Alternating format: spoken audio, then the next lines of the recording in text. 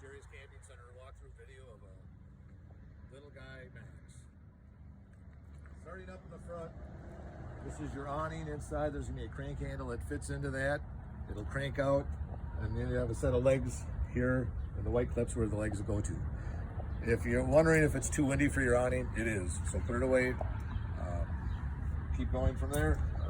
Outside speakers for the radio. USB and charging ports. Cable, so you can bring your TV outside from inside if you want. Again, another awning foot. This is exhaust from your furnace. A nice option for that would be a bug screen. Occasionally bugs like to fly into there. In the back here, there's quite a bit of storage. Pass through from both sides. There's the crank for the awning. There's your tube for the sewer hose when we get to that part in a minute. Continuing on, there's 4 stabilizer jacks. Inside the trailer is a crank to set those down.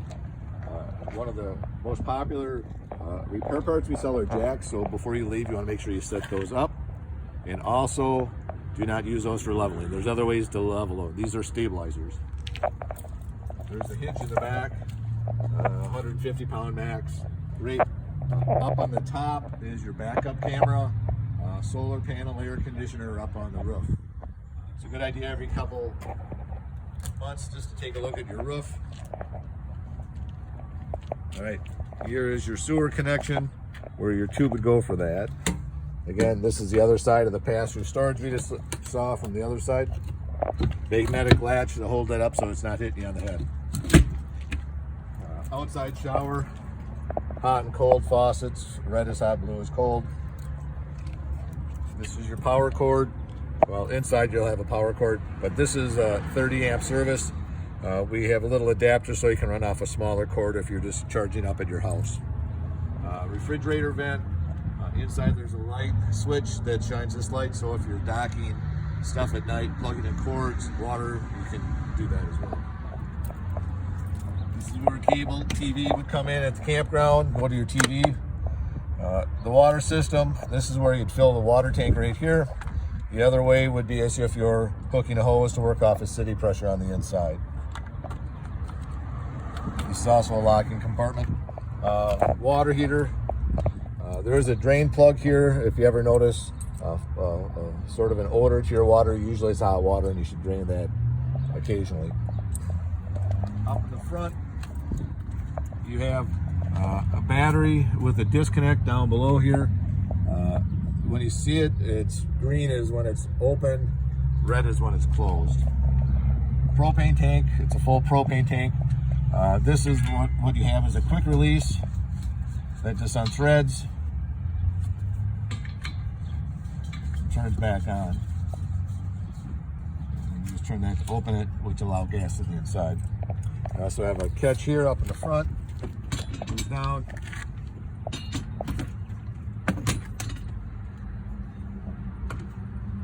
Twist lock, and then lock over on this side. So that's it on your outside. Hi, welcome back to Jerry's Camping Center walkthrough of the Little Guy Max.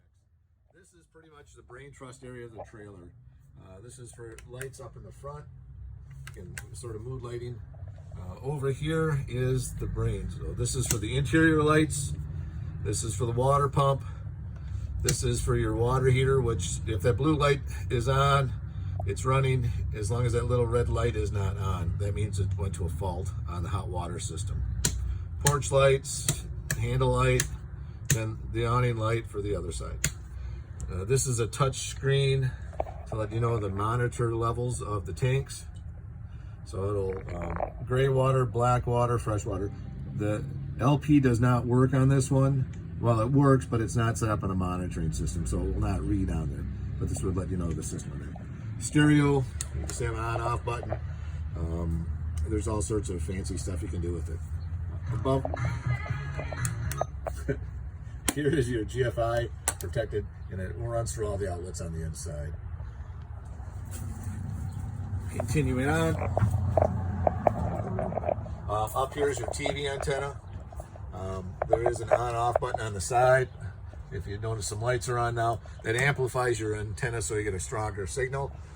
This is a directional rotation where you can aim it towards the area that you're going to be at. Earlier we talked about the water system. It works two ways. One is with a garden hose connected to it. All you have to do is open the faucets, the water will come through on that. The other way is if you fill your reserve tank, hit the pump switch over here and it'll pressurize the water system and bring it into the trailer. Okay, here is your stove. It's electronic ignition. You just turn the thing, turn it on and press it in, and it'll light off the burners up in the front. Do not cook on the glass surface, top. A lot of times I'll use a match rather than the igniter. But again, do not cook on the top here. Microwave up on the top. This is the easiest way to tell if I'm plugged in on the trailer, is you'll see the reading for the microwave here. If you don't see that, it means the electric cord is not plugged in and you're working off battery power. Refrigerator, you have an on-off button, and then you can choose which system you're on. And I just push it on to auto, which means it'll run off electricity first and then switch over to gas. If you want to run on gas, you push that button. If that light ever comes on, it means, hey, I'm not working. It does take about 3 hours for the refrigerator to cool. This is your setting. The more you push that, the colder it's going to get. Inside the refrigerator, I always point out in the back here is a thermistor. The higher that is, the colder the refrigerator is going to be as well. Or if that's loose, it won't cool. Solar panel reading right now, it's fully charged battery. Anytime you're over 12.8, so it's working fine on that. Smoke detector. This is your thermostat for the air conditioner. Furnace are off here. This is your temperature up and down of that. Air conditioners up here. You have vents you can open up all four sides, or you can also use it as a shower when you come in. Stand underneath it, open those vents, and all the air blows right on top of you. Up here in the front is a retract button that brings your TV up in the front.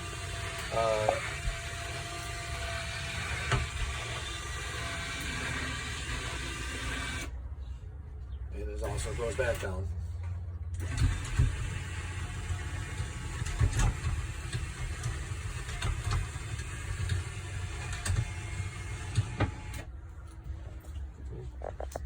Continuing on in the back here, this is your circuit box.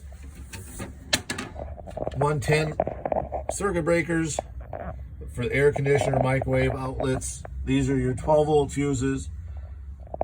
It's always a good idea to have a few extra fuses, 40 amps and 15 amp. Those are for your 12-volt, would be like the battery power, the tongue jack, the lights, furnace blower. So we'll go on from there. Over here is your gas leak detector on the bottom. It runs off the battery on the front. If your battery ever runs low, it starts chirping, sort of like a smoke alarm. You hear a little chirp, chirp to say, hey, I'm not working right. All right, in here on the back is sort of the rest stuff. This is your power cord that you have outside. We always send along an adapter so when you go home you can plug in. This is the backup handle for the power jack in the front in case your power goes out. Handle for the stabilizer jacks. This is also for the power jack, I believe, but we'll find out in a second. Sink countertop, your sewer hose. Also another TV here in the back.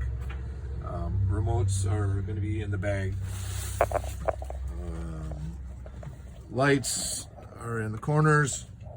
Just Alexa reading lights. This is the shade, pull down.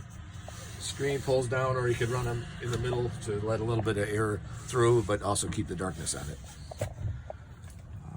I also tell people usually when you first own the trailer, you'll have a lot of questions, so feel free to call us or email us. We're more than glad to help you out.